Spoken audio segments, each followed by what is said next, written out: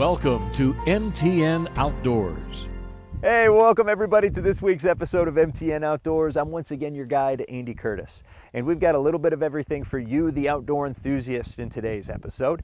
If you happen to like being outside, but also like to stay closer to home and work in your garden, we will hear from the experts to help you get your thumb as green as it possibly can be. If you prefer to spend your time a little deeper underground, you're also in luck. We'll head to our state's first state park, which just so happens to be off the beaten path a little bit. But first, we're going to start in our nation's first national park. And as MTN's Jackie Coffin is about to show us, one of Yellowstone National Park's main attractions isn't exactly living up to its name right now, because the boiling river really doesn't feel like it's boiling. Generations of happy soakers came to know the boiling river as a truly special spot. It's just that feeling of raw nature and why we live in Montana. Where a spring of hot thermal water met the cold Gardner River, and people piled rocks to mix hot and cold waters into perfect soaking pools. A spot Dean Stevens has loved for decades. I moved here from the South in 1996 to work in the park, actually. And that's when I discovered the boiling river. Continued to do it once I had children. A lot of times that's where we would go celebrate our Easter. But the boiling river has been out of reach for over 3 years, first closing in 2020 during the COVID-19 pandemic, and then the boiling river ceased to exist as we knew it as historic floods in 2022 destroyed the area. Before and after photos show where the boiling river once ran. It's now a dry, rocky riverbed as the floods changed the river channel.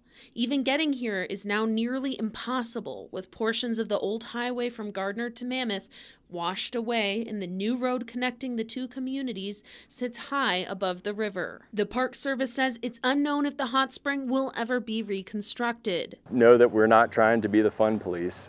If there's a closed area, it's for a reason. But Stevens and other hot springs enthusiasts are hopeful the boiling river will one day be rebuilt and accessible to visitors, even if that means building a long hiking trail to get there. Possibly it's not the same, but it doesn't mean that it's gone. In Mammoth, Jackie Coffin, MTN News.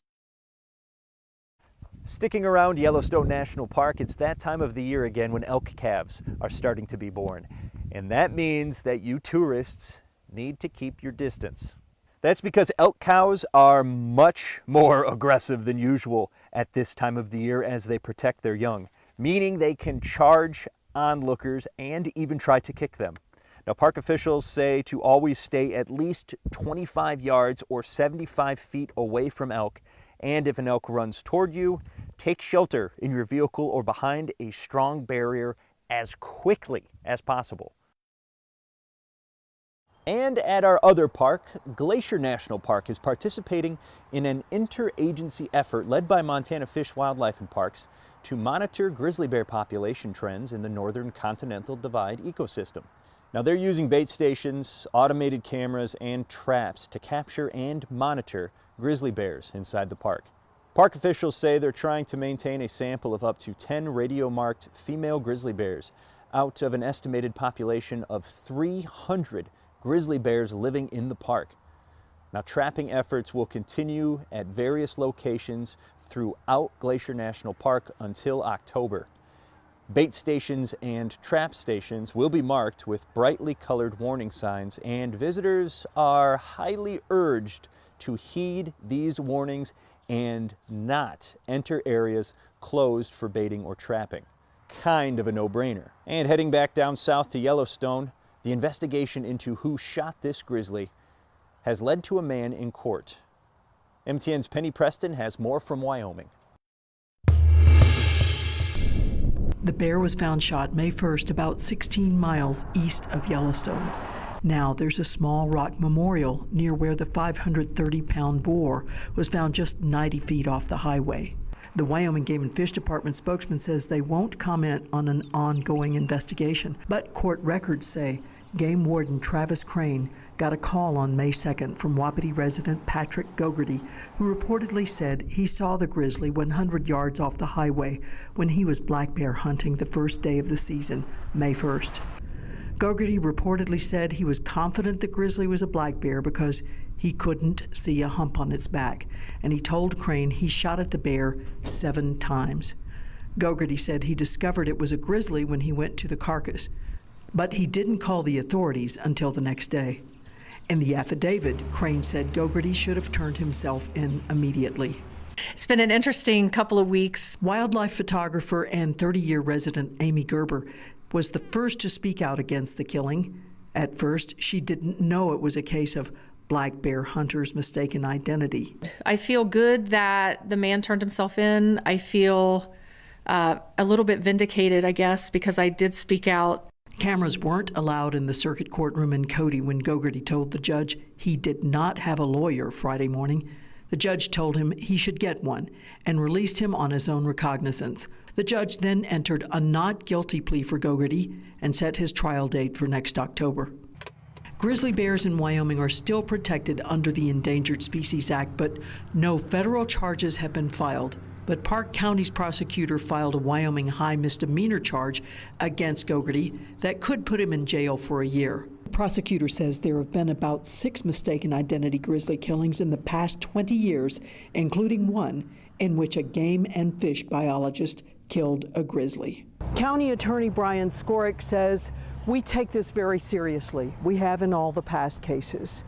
If convicted, Gogarty faces a $10,000 fine and $25,000 in restitution to the state of Wyoming." For MTN News, I'm Penny Preston reporting from Cody. And that brings us to our MTN Outdoors trivia question. And this week it has to do with how that great bear got its very unique name. So here we go. How did grizzly bears get their names? Is it A, their grisly taste? During the Lewis and Clark expedition, Meriwether Lewis ate some of the bear a party killed along the Missouri. And he wrote in his journal that the animal had a very grizzled taste to it, not pleasant at all. Is it B, their brown fur can be tipped with some white, giving them a grizzled look? Or is it C, grizzly scenes after a kill? The scene after a grizzly kills its prey was described by early European settlers as very grisly. Now really think about this one and try to remember back to your science class or the last time you took a trip to Montana Wild in Helena. And we'll have your answer when we come back.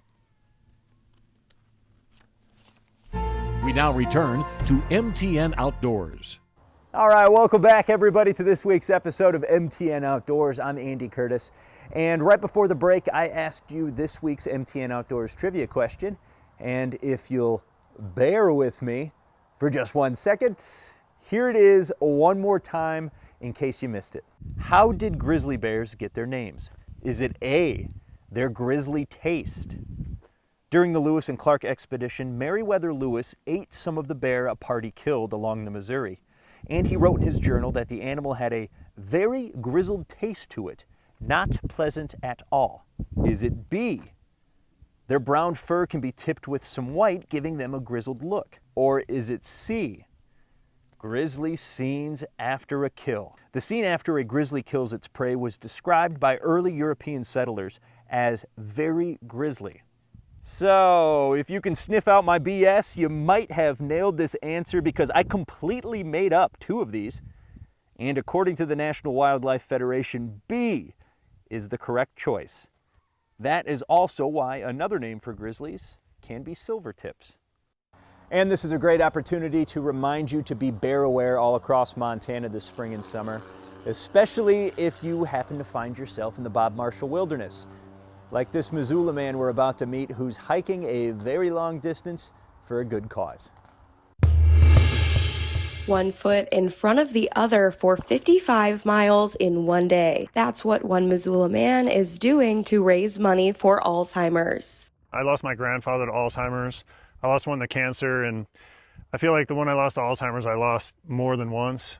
You lost him in physical body, but he didn't know who I was at the end, which is kind of sad. Since January, Jeff Twohig has been training for a 55-mile single-day push through the Bob Marshall Wilderness. He's been carrying a heavy pack and walking hills for hours. He was inspired by his grandfather, others he knows who have or have passed from the disease, and the Japanese ritual of misogi, which involves pushing yourself to your limits for self-growth. Jeff's walk through the Bob is also symbolic in many ways. He's walking on the summer solstice, or the longest day of the year, for a reason. I'm trying to do my walk on the longest day, and it's kind of symbolic of when you have Alzheimer's or are caring for Alzheimer's. Every day is the longest day. Additionally, 55 miles symbolizes his age, and hiking solo in a remote area symbolizes pushing through hardship without a way to quit, since those dealing with Alzheimer's can't just give up when things get hard either. Over time, people sometimes will get paranoid or untrustworthy and even angry. And then at the end of the disease, towards the end, when they really kind of just don't really have any concerns and memory's gone, their stress goes away, they become almost childlike and very, very repetitive, and that's very, very hard on caretakers. To support Jeff's walk, go to justgiving.com/fundraising/Jeff Twohig. In Missoula, Emily Brown, MTN News. This is the entrance to Montana's first state park, Lewis and Clark Caverns State Park. We're heading underground to see what Montana looks like deep inside the earth. So we offer the classic tour and the paradise tour. Our classic tour takes you through the entire cave system, and it's a lot of fun. You get to see a lot of rooms. That takes 2 hours, includes 2 miles of walking, some 600 total stairs inside the cave, and of course the famous beaver slide. Paradise tour is an hour and a half, 1 mile tour. Easier for those who are mobility challenged or have young children. There are also miles of hiking and biking trails, several picnic areas if you want to bring your own food. If not, they'll take care of that for you too. They have a cafe service, so you can get lunch, go for a hike. We have our lovely campground here, so if you want to stay for an extended period of time, we offer up to 14 days to come enjoy our park. The only way to see the caverns is by guided tour. Stop by, book a tour, and experience the caverns.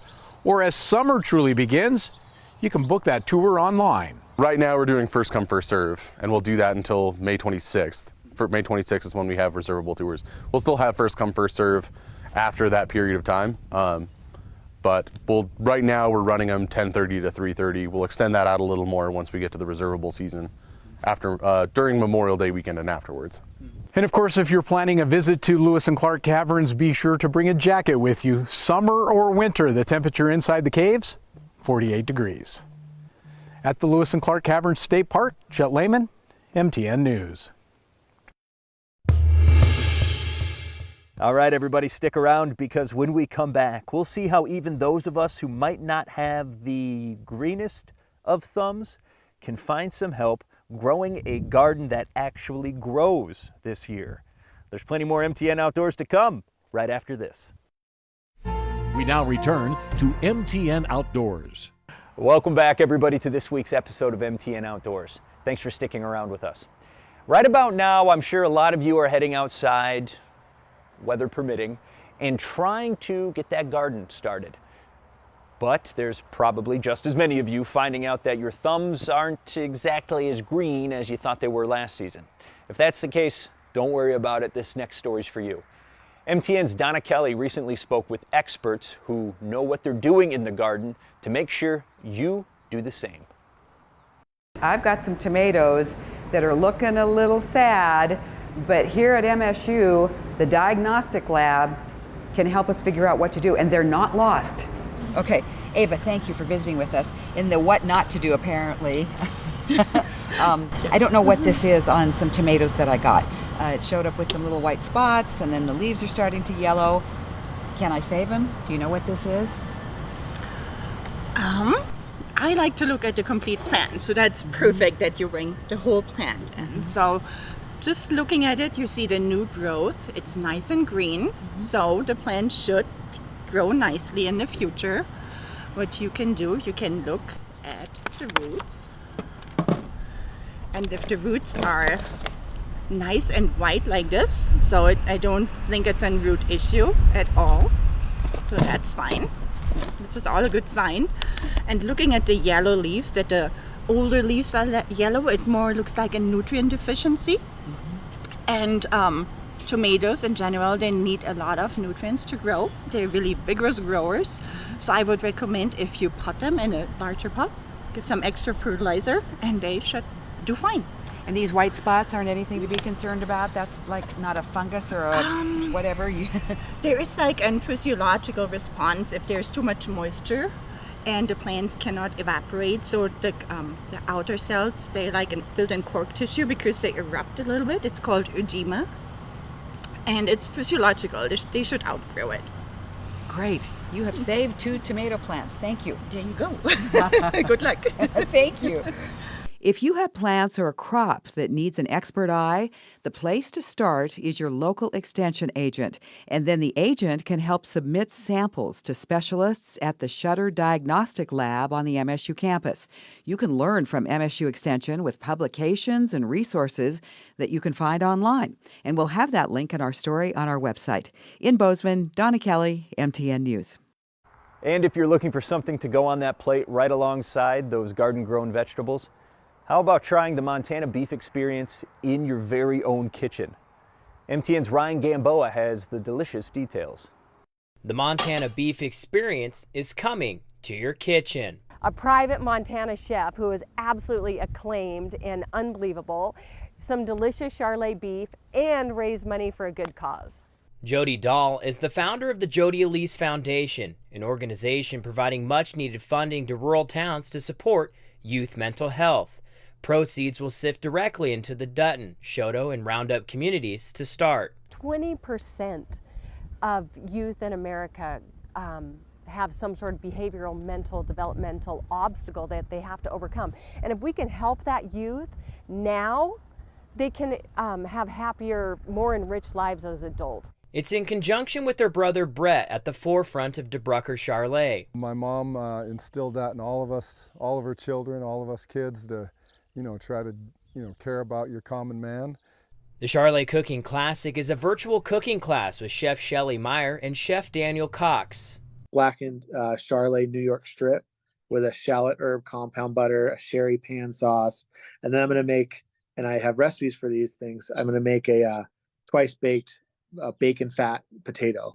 The menu may sound intimidating, but it's an experience that you won't find anywhere else in Montana, especially with an affordable, high-quality cut of meat. I think sourcing is huge, but not only just sourcing of, the steers and the cattle are raised here in Montana, they're also fed and finished on Montana-raised grain.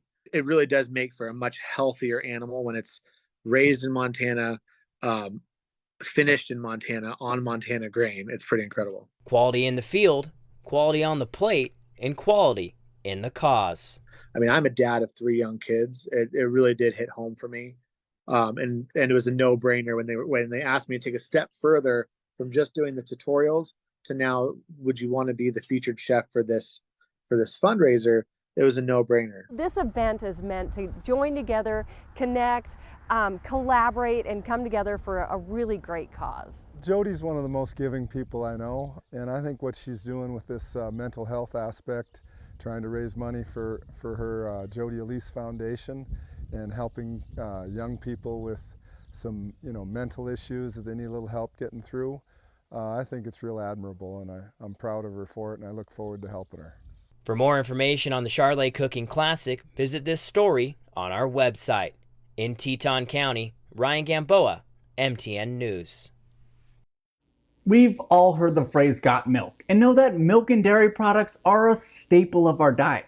But people are actually the exception when it comes to consuming milk. Milk is the first food of newborn mammals. It's rich in lactose, which serves as a major energy source in the initial phase of baby mammals' lives. The list of benefits goes on from a rich source of vitamins and minerals to cardiovascular health. Lactose is a sugar found in milk, and it needs to be broken down into simpler sugars for our body to absorb.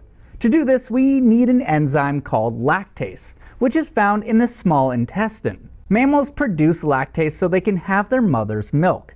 But most mammals become lactose intolerant after weaning. That means they lose the ability to digest lactose as they grow older because their body stops making the enzyme lactase. So let's cut to the cheese. If all mammals become lactose intolerant after weaning, why are people the exception? Scientists believe it's due to a genetic mutation that occurred in some human populations about 10,000 years ago. As we evolved and started domesticating animals like cows and goats and drinking their milk, people simultaneously started to develop a genetic mutation that allowed them to digest lactose even as adults. And this was very beneficial. You see, before these genes evolved, people resorted to fermenting cow milk to extract sugar, resulting in a loss of up to 50% of its caloric content. The ability to digest milk provided humans with access to this previously untapped source of energy. Wildlife never had the opportunity to evolve this mutation since they never consumed milk beyond childhood. Today, around 68% of the world's population is lactose intolerant. This ability to keep drinking milk by producing the enzyme lactase throughout their lives is called lactase persistence or lactose tolerance. According to Colorado State University, lactose tolerance is seen predominantly in people with Northern European ancestry, especially Scandinavian, while lactose intolerance is observed in a majority of the world's populations, including most of those with Asian or African ancestors. So the next time you're craving a nice cheesy pizza and you're worried about the effects being no Gouda, just remember, wildlife gets you. In Missoula, Tanner Saul, MTN News. Well, that should just about do it for us here this week at MTN Outdoors, everybody. Thank you for making me a part of your week. And remember, please keep those photos coming. If you're doing anything outside as the temperatures get warmer, send me a picture to andy.curtis@ktvh.com and you could see yourself at the end of a future episode. And with that, let's take a look at this week's MTN Outdoors brag board. Our first couple of pictures today come from Stuart in Great Falls. Thanks for these photos and nice work in that garden, Stuart. Now this next beach picture was sent in after Mother's Day from Lisa and I assume her mom, but the two of you look more like sisters, so I'm not even sure. Thanks a lot for the picture, Lisa. Keep some more coming my way. And until next week, stay safe, stay dry, and I'll see you out there.